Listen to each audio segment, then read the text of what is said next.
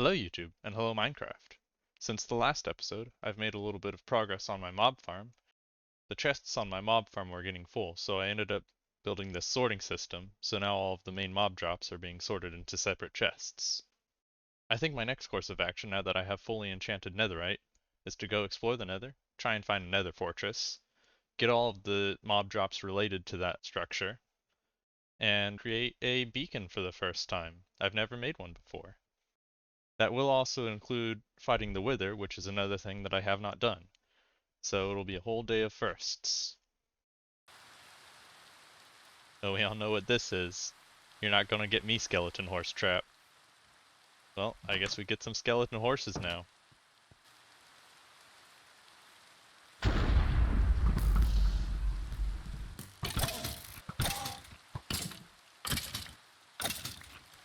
Just stick him in a pin here really quick. We can deal with all those later. Fun little trick, if you move the right side of your horse over to the fence and dismount, you'll end up standing on top of the fence, so you don't have to do the carpet on top of fence post trick in order to get out of a horse pin. Well, let's head on over to our nether portal and get our nether expedition underway. Here we are at nether spawn. Random Chad has been working on making it nice and adding floors of obsidian and starting on a nether highway system. So this is where we're going to begin our nether journey. I'm going to head out on this highway and see what we can find. I found the end of what is currently dug out for the nether highway, so it's time to go off the beaten path, I suppose. Well, I really didn't expect to find a bastion before a fortress, but let's get in there and see what we can find. I'll take some of this gilded blackstone. I really think it'll come in handy for decoration. I think there are supposed to be chests in here, but I'm not entirely sure where everything is in these structures. These guys are tough, aren't they? I think it's about time to get out of here. And that was a ledge. Good thing I know that this totem is going to give me fire protection. That way I can sit at the bottom of this lava lake and teleport out of here. Well, that seems a bit unnecessarily loud. Benefits of being on a server with teleportation, I suppose.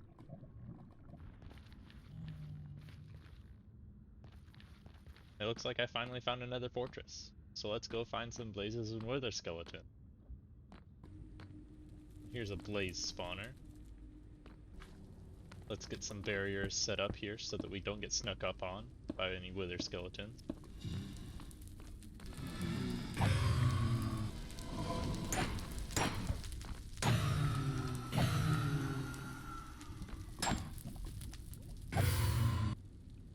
Nether wart is also going to be a very important thing to pick up, so let's grab a few.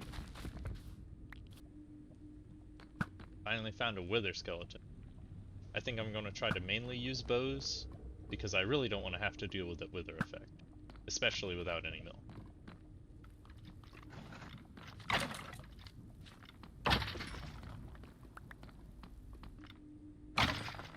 I dug the walls out of this maze corridor area, so hopefully with this big open space, that will help the wither skeleton spawn rates.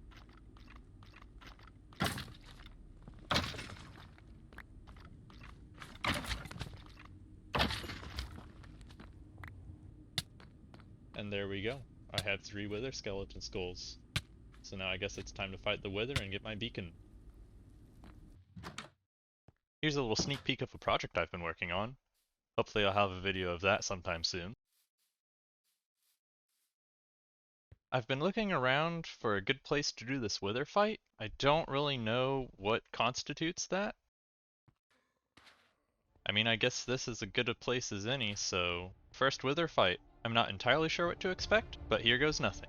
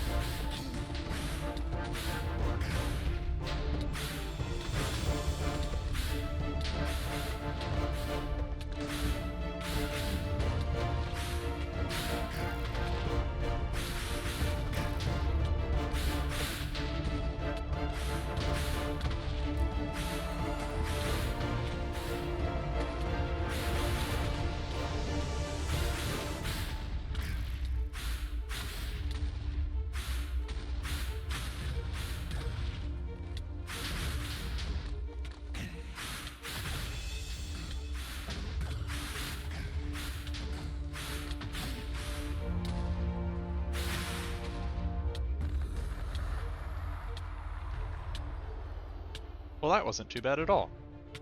A little bit more intense than I was expecting. He stayed a lot closer to me than I thought he would. This wither effect is a little bit ridiculous, though, in my opinion. I think between the golden apples and the netherite armor, I didn't really have anything to worry about. But I got the nether star, so now we can go and make our beacon.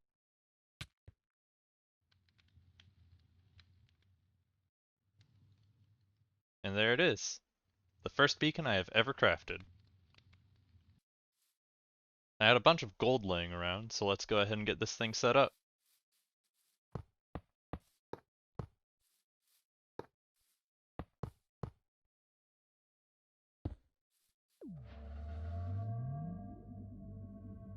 I'm going to have to look back through these options once I have a fully built beacon, and do a little bit of research into how it actually works. While I'm here, I guess I'll finish my magic room where I have my enchanting set up. Now that I have blaze rods, I can make brewing stands and ender chests. And a cauldron because why not? One for the base. One for me.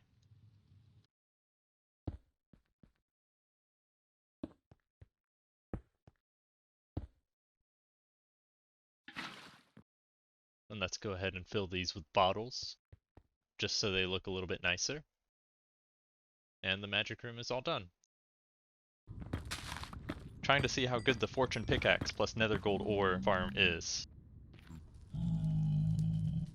I'm getting a decent amount of gold blocks, but not quite as fast as I was hoping.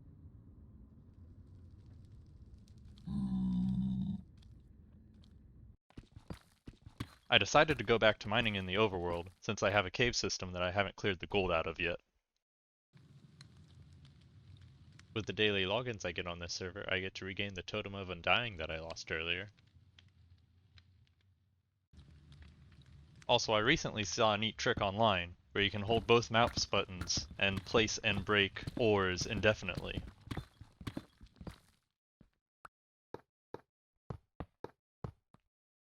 And now that I have enough gold blocks, I have a fully constructed beacon. I'll do some more experimentation in the future on the effect combinations with this beacon. But for now, I think that's a good place to end this episode. I think the main thing left to do is head into the end and see everything there is to see there. The Ender Dragon has already been killed on this server, so I don't necessarily need to do that, although I might at some point. But I definitely want to go explore some end islands and get an elytra. The end is also a dimension that I have never explored before, as when I previously played Minecraft, the main end island and the Ender Dragon fight was the only things in the game. But I'm definitely very excited to go and explore it. So looking forward to that. I will see you next time.